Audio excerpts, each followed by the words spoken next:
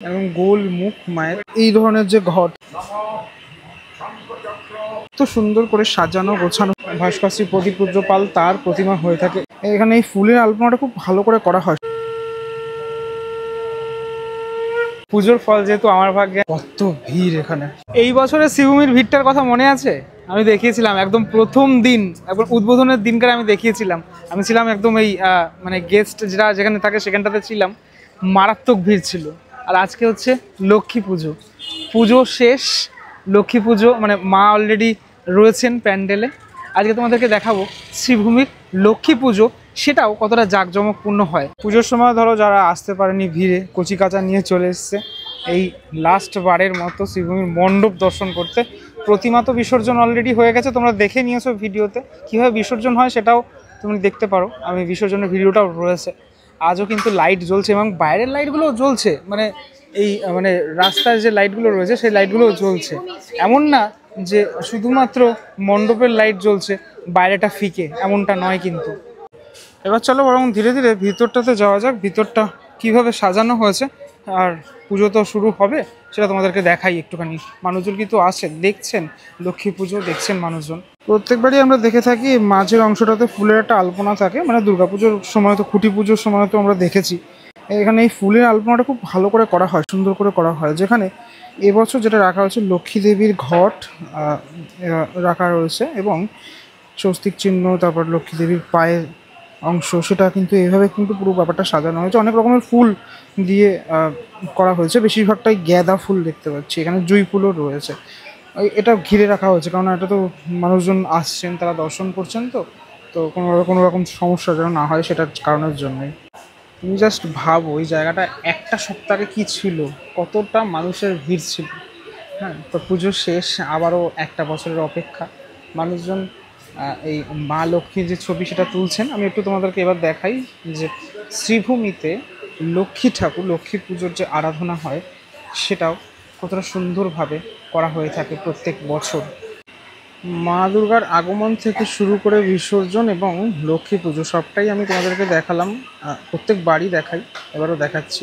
এখানেই কিন্তু মা দুর্গা ছিলেন কি এই জায়গাটাতে। তবে এই যে পিছনের যে লাল ব্যাকগ্রাউন্ডটা, এটা কিন্তু ছিল না মনে হয়, এটা দেখা যাচ্ছিল না অ্যাকচুয়ালি। তার কারণটা হচ্ছে যেহেতু চালচিত্রটা ছিল সেটা কারণের জন্য হয়তো ঢাকা হতে পারে, হয়তো ছিল, আমরা হ্যাঁ হয়তো মানে ছিল, এটাই ছিল হয়তো, চালচিত্রের জন্য ওটা পুরোপুরি ঢাকা ছিল। আচ্ছা যাই হোক, এবার আসি মায়ের প্রতিমা কিন্তু এখানে প্রত্যেক বাড়ি ভাস্কর প্রদীপ পূজ্য পাল তার প্রতিমা হয়ে থাকে। এবারও তারই প্রতিমা এখানে।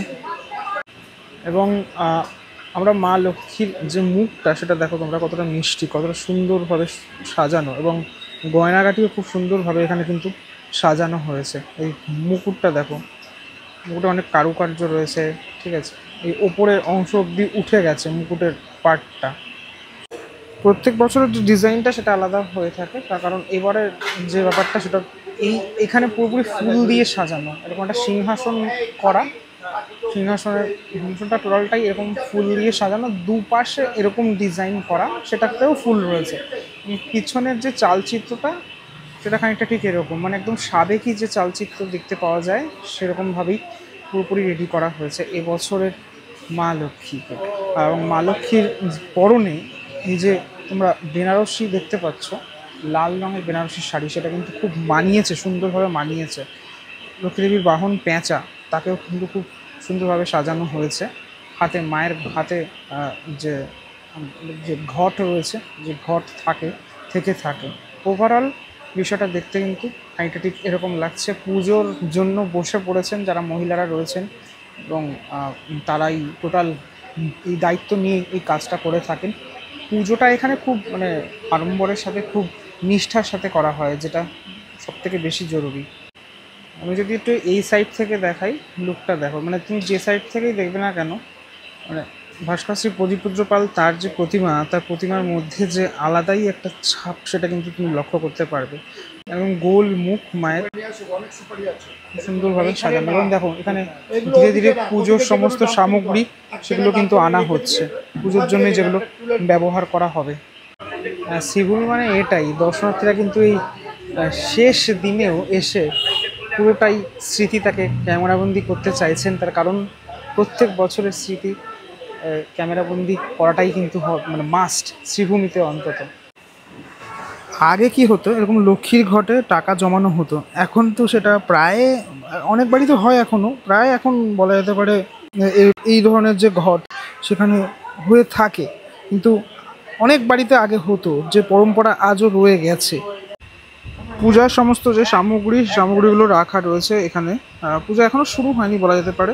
কোষাকুষিটা কত বড়, সমস্ত জিনিসপত্র প্রসাদ থেকে শুরু করে সব এত সুন্দর করে সাজানো গোছানো, সাজিয়ে গুছিয়ে লাগানো এখানে রয়েছে। এবং এই যে আলপনা, দেখো অরিজিনাল আলপনা কিন্তু এখানে দেওয়া হয়েছে। হ্যাঁ,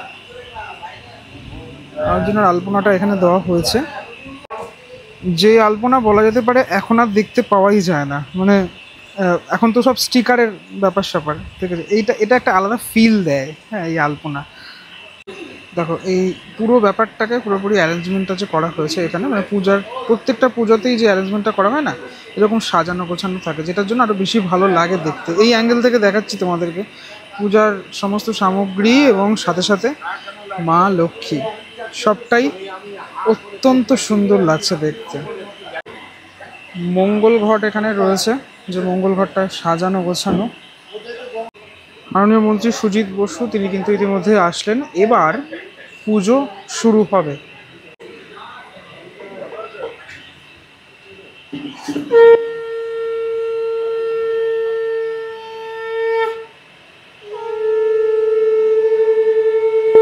মায়ের গলায় তিনি কিন্তু মাল্যদান করছেন। আগে ঘটে মাল্যদান হচ্ছে এখানে।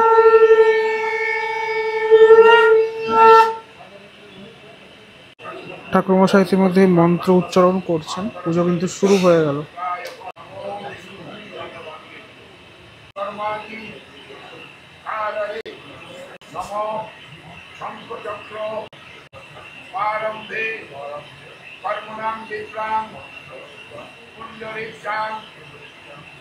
ফাইনালি এখানে পুজোর পরে যে আরতি হয়, আরতি হচ্ছে। মাননীয় মন্ত্রী সুজিত বসু তিনি কিন্তু আরতিতে সামিল।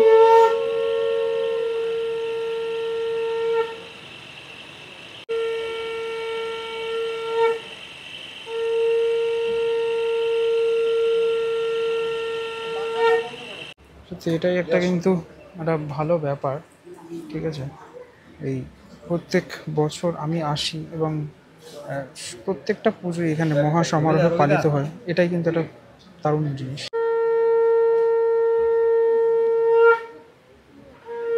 এখন ভিড়টা কিন্তু অনেকটা বেড়ে গেছে, অনেক মানুষজন আসছেন।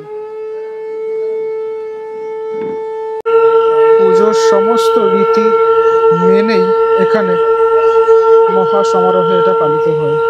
প্রত্যেকটি রীতি অনেকটা সময় নেয় তার জন্য।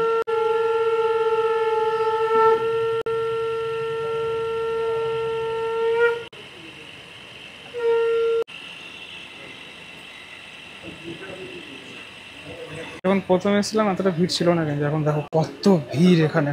এবং সব শেষে পুজোর যে ফল সেটাকে এখানে সাধারণ মানুষের মধ্যে দিয়ে দেওয়া হচ্ছে সবাইকে।